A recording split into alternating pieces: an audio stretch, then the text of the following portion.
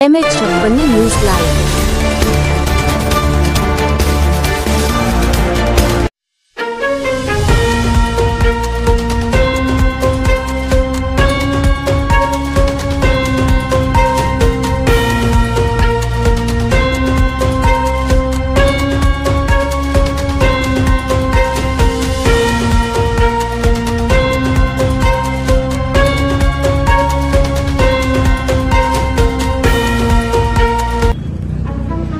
खामगाव तालुक्यातील केळी उत्पादक शेतकऱ्यांनी आज हजारोच्या संख्येने बुलढाणा जिल्हाधिकारी कार्यालयावर धडक दिलेली आहे। ॲडिशनल कलेक्टर श्री खांदे साहेबांची आज भेट घेतलेली आहे आणि या भेटीमध्ये सगळं केळी उत्पादक शेतकऱ्यांच्या व्यथा मांडण्यात आलेला आहे। यामध्ये खामगाव तालुक्यातल्या केळी उत्पादक शेतकऱ्यांना अंजनगावचं बोर्ड अतिशय कमी भाव देतं, सांगताना 400-500चा भाव पण प्रत्यक्ष 350-400 रुपयाचा भाव मिळतो।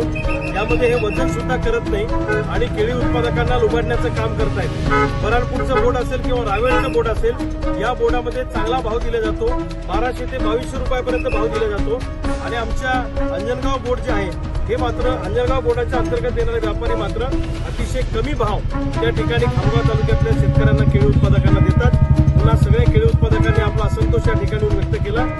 अंजनगाव बोर्ड जर आम्हाला भाव देत नसेल तर अंजनगाव बोर्डाची मान्यता रद्द करा, अशा पद्धतीची मागणी आम्ही आज बुलढाणा जिल्हाधिकाऱ्यांकडे केलेली आहे। केळी उत्पादकांना न्याय मिळाला नाही तर प्रचंड मोठं आंदोलन येणाऱ्या काळामध्ये केळी उत्पादकांचं उभं राहील।